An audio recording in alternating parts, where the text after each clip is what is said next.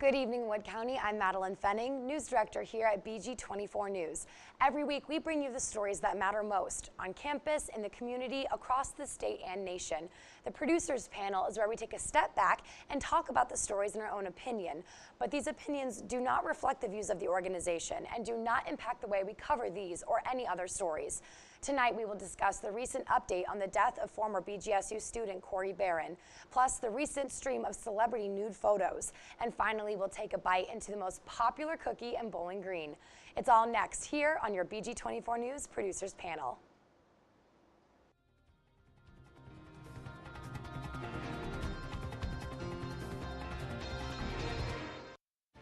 Live local news starts right now. This is Good evening, everyone. I'd like to go on ahead and introduce our panel. To my right here, we have Megan Gallagher, GM at BG24 News, and we have Matt Heitkamp, who is our executive producer. So thanks for joining us, you guys. No problem. Thank you, Madeline. First, what we're going to talk about tonight, as the BGSU community continues to mourn the loss of CORY Barron, the Lorain County coroner released a statement on Tuesday saying there were no signs of foul play in the 22-year-old's death. The former BGSU student died earlier this summer after apparently falling down a garbage chute at Progressive Field in Cleveland. His body was later found at a local garbage center. Police have been investigating ever since. So this is pretty shocking news, because this is something that people have been talking about and very upset about over the past few months, because I mean, ever since news of where they found him and what happened, people have always assumed that it was a homicide. So now with a coroner saying that it's not, or that he assumes that it wasn't, this is something that still kind of leaves people confused with a lot of unanswered questions. So, I mean, what do you guys think? Where does that leave you thinking and questioning? I definitely think the whole thing is very fishy. I mean, like, tracking back to like what happened. So he was at a concert with some friends, and then apparently he was going to go see a different group of friends, and then once he left that group of friends, like, nobody saw him since then. And then he happened to wander over to a trash chute, and that doesn't seem, and then falls down it, and then it's just found a couple 100 miles away in a landfill. Like, it just doesn't really seem to all make sense, doesn't seem to match up. Definitely. Yeah, a couple things to think that you had to look at. The autopsy did reveal there was alcohol in his system, so that definitely, I think, could have played a factor. And also the chute that he fell down is quite large, actually. Oh, really? I've seen a picture of it. It's believable that he could fall down, but there's still a lot of questions that makes it a little sketchy. Definitely. I think it's something that is, people just want answers. Right now they are just keep receiving from officials that keep receiving just different, versions of we don't know, and I think something that I would imagine people want answers of is either, number one, if this really did happen, by his own fault on accident, how do people have access to these trash chutes at places like this? Or number two, if it was, foul play or something like that, who would have the motivation to do this? So, I mean, where do you think police, in Cleveland or wherever, should start answering questions? Well, you were saying something about how the interesting thing in Cleveland with the police is that they don't have a canine unit, correct? Yes, at least around by the stadium they don't. I know a lot of stadiums will have like canine units that will go through the stadium like after events like that, especially like a concert, to search for like drugs and other paraphernalia. But they wasn't there, so you think maybe if they did have one there, they might have been able to find him and help, if not at least find the body earlier than what they did. Absolutely. Yeah. Interesting. And yeah, like being from Cleveland, of course, I've been to Progressive Field so many times, and it's just interesting that he was able to get to an area that there was a trash chute. Like, usually those things are pretty far off. Like, nobody wants to walk by a trash chute, so they're pretty off, out of sight.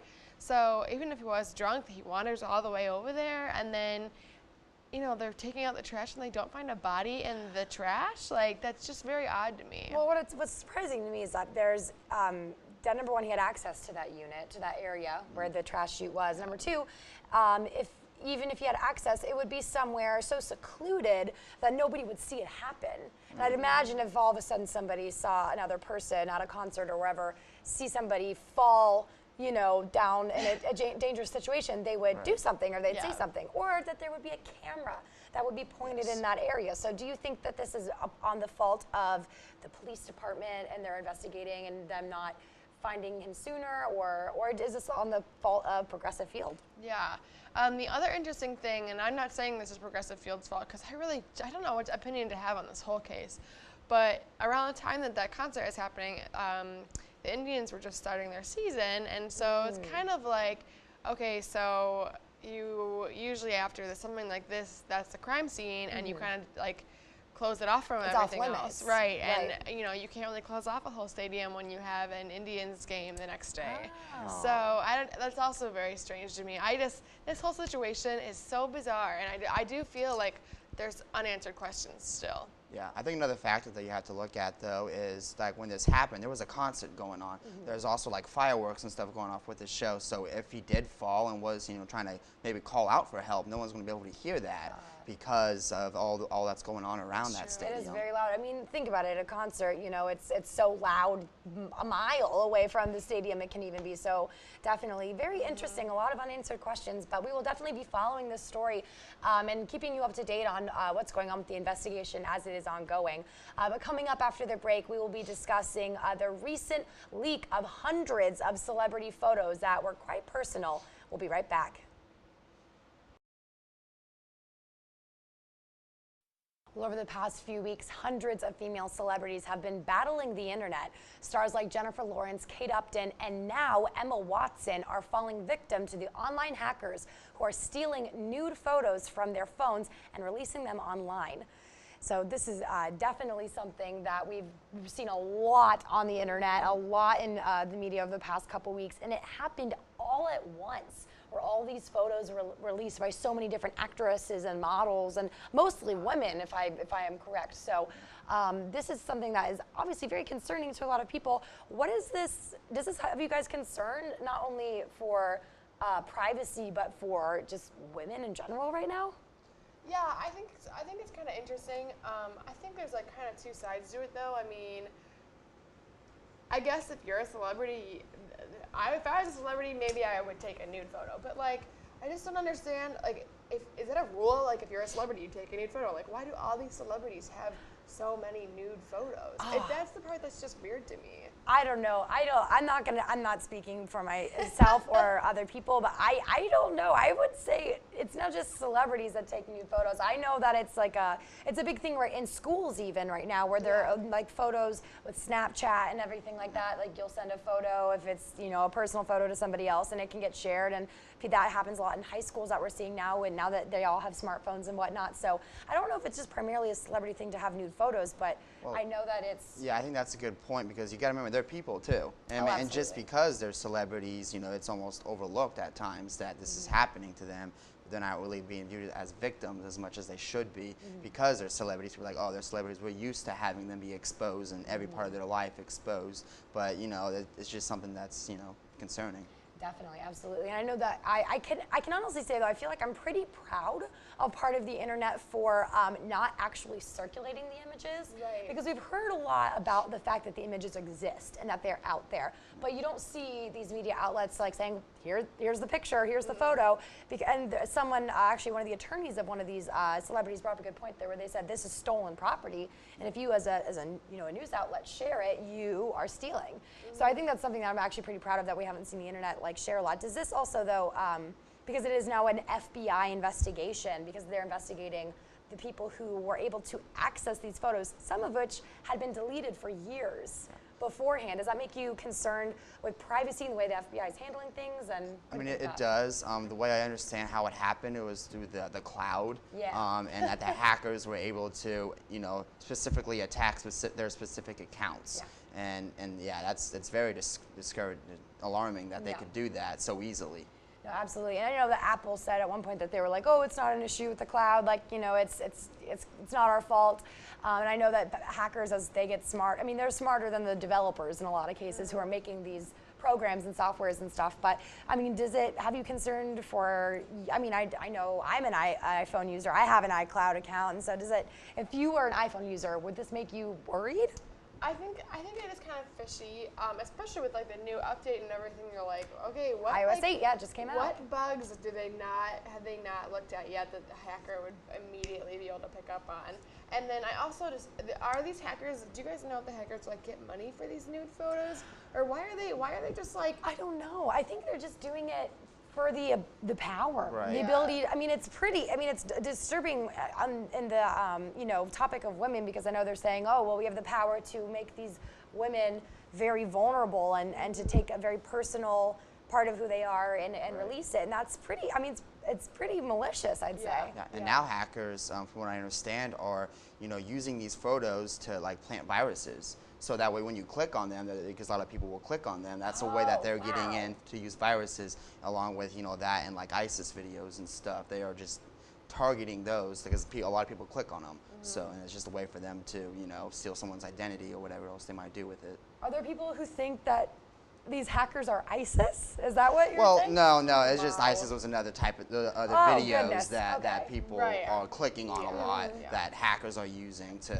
get into someone's computer. It's just so interesting to me to think that now a lot of the battleground for people with fighting and with expressing really extreme opinions and stuff, that it happens online now, and it can have really dangerous effects. And I know that initially a lot of people thought, oh, what harm can the internet do? But it can do a lot, obviously. It's really interesting. So I don't know. I mean, how do you think some of these celebrities are handling their new photos being leaked? I know that the main one everyone was talking about was Jennifer Lawrence, America's sweetheart. Everyone loves her kind of thing. And now there's this new photo of her out. How do you think that's going to change the way people look at her, maybe? I think that I haven't really kept up to date with like what people are like what celebrities are saying, but honestly, I think that you just kind of let it go to the wayside and handle it nicely, then who cares that? Like, if you keep going on with your daily life and don't make this a big part of who you are as a celebrity or like your image, then nobody's gonna care. Like, a lot of these photos too, I mean, other celebrities leak their photos like themselves. Yeah, like, on purpose. Right. So once one has happened, like you kind of forget about it, and if it gets brought back up, like it's almost like a joke. Like kind of how like Britney Spears went through that crazy phase. At the time we were all like, wow, she's so weird because she kept going with it, and now though it's kind of she's like built up her reputation again. So now we're just kind of like, oh, that was kind of just a silly thing. Like she was obviously just going through a phase. Right, and Jennifer Lawrence, she's one of my favorite actresses. She really is. She is awesome. And if you ever watch like any interview she has, she's a really down to earth, really cool person. So I would think that she'll just shrug it off and continue her already amazing career. Absolutely. I mean, what I love is what I've seen is that none of these actresses are apologizing for having these taking these photos, and they're just like, I'm not sorry I took this photo. What I am upset about is that someone stole it, and it was mine, and it was something that if it can happen to me, it can happen to you, and it was, this is an invasion of my privacy. I mean, I even saw online, I think it was Jennifer Garner and Ben Affleck, they said something like, just do what we do and use a Polaroid camera, which I thought was kind of cool to see other celebrities like backing up other celebrities saying like, it's not wrong that you have these photos, it's wrong though that someone took them. So definitely very interesting. We'll have to see, how this develops with the FBI investigation and see who's behind all of this. But when we come back, on a sweeter note, we're going to talk about the best cookie creation in Bowling Green and try to come up with a few of our own. We'll be right back.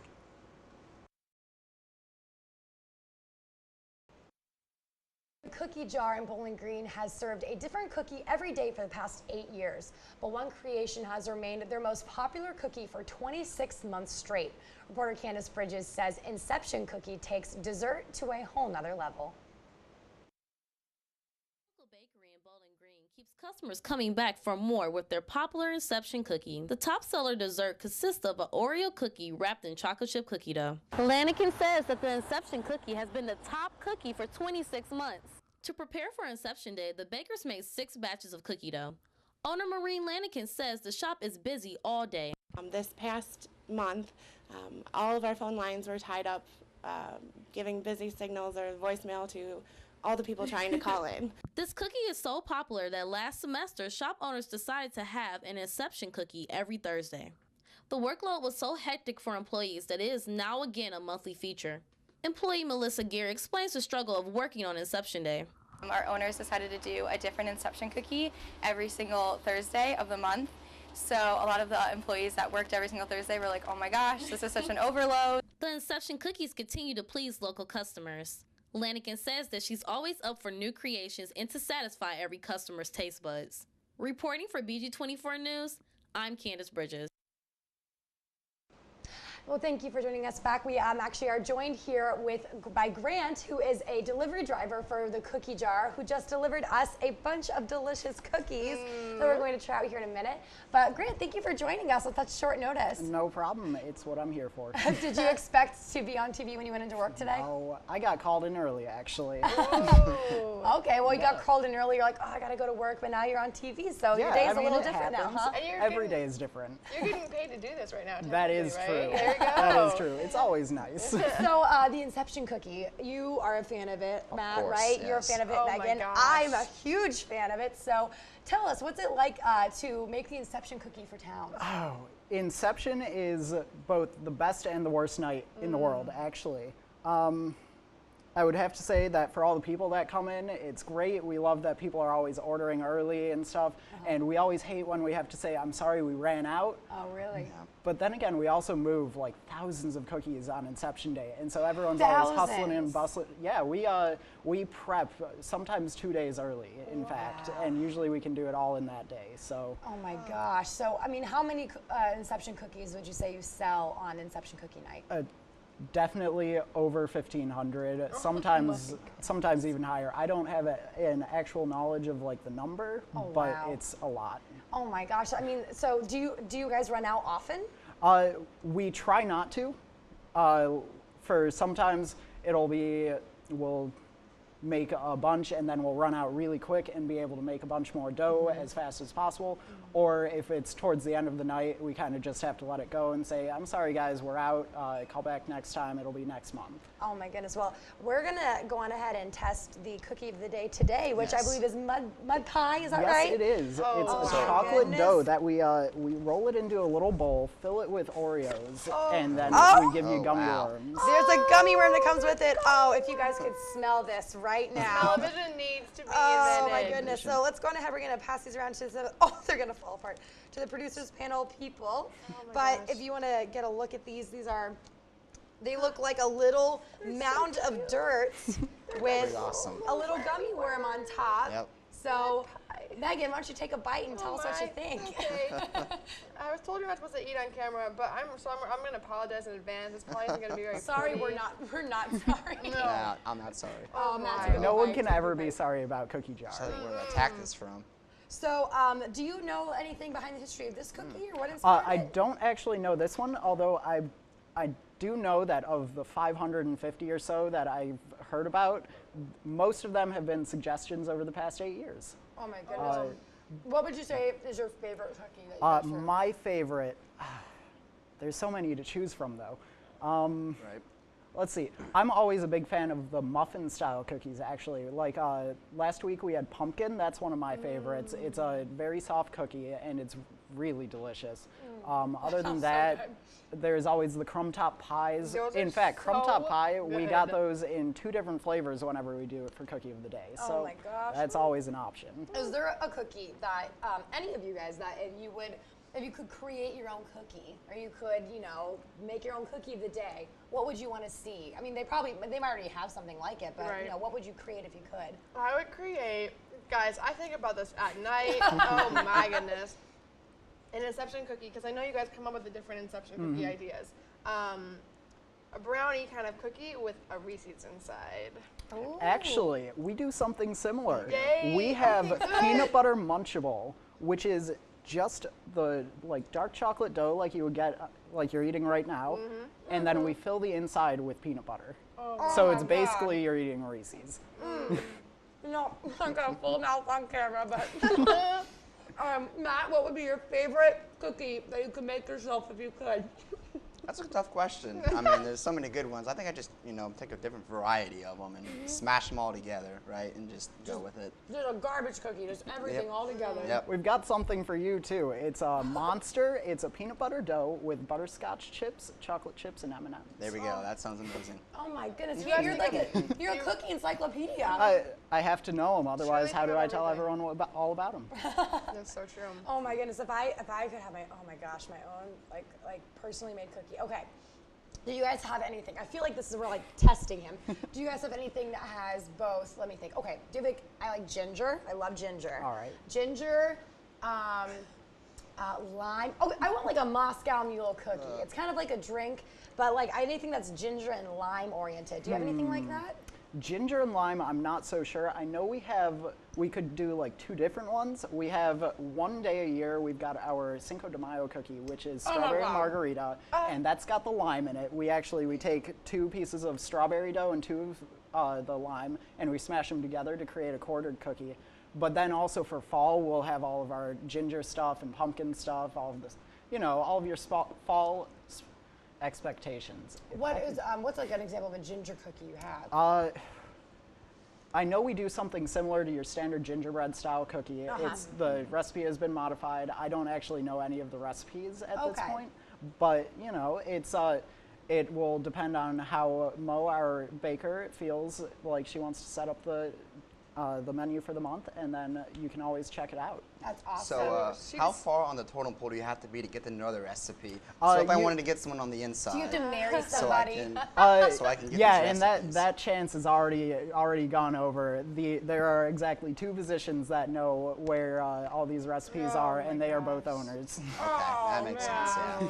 Wow. Well, so much cookie in my mouth, but last question. If somebody wanted to kind of get to know like what the cookie of the day was, or if they wanted to know more about the cookie jar, where would they go?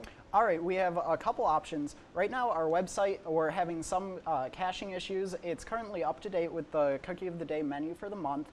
However, we've got some construction going on for various parts like our catering menu and all of that. Otherwise, you can always call us at 419-354-8780. And there you'll reach someone at the cookie jar anytime from 10 a.m. to 12 p.m. or 10 a.m. to 12 a.m. on any of your weekdays except for Mondays, and then from 12 to 12 on the weekends. And anyone there will be able to at least find someone who can help you out with whatever cookie you need. Oh goodness, the wonderful people at the cookie jar. And you know what I love the most about the cookie jar is if you order it for somebody else, you can ask them to put these nice little messages on the box. And so I've seen people get them delivered where it's like, good luck on finals, or, whatever. But I actually heard a story recently about somebody, they broke up with their... It was our first breakup box. Can you tell us about that? That's so interesting. Somebody broke up with somebody. I wasn't there. However, it was a really emotional time for us because our cookies, we make them with love, and so this destruction of the love, it was kind of hard. Yeah, it was like we almost wanted to just send halved cookies. But we did what we did, and we hope that it went over well for whoever was involved. What did it say? I'm not actually sure. I go through so many boxes. Oh man, but that's so sad. Could you imagine if you get a box of delicious warm cookies made with love and it says like, I don't want to date you anymore? Yeah, That's the best way to break up with me. So everyone knows. There you go. That is a good point. If you're going to break up with me, at least give me a box of cookies. At least you got something to munch on after. That's so true. Well, we are going to continue to eat these cookies and chat about cookies and, just love on the cookie jar. But thank you so much for joining us tonight. Be sure to check out these stories and more at BG24news.org and check us out on social media at facebook.com/BG24news. Tweet us, tell us what you think about these stories. We'd love to hear from you. So until next time, I'm Madeline Fenning. I'm here with Matt Heitkamp, Megan Gallagher, and Grant from the Cookie Jar. And this was your BG24 News Producers Panel. Have a safe weekend, everyone. We'll see you next time.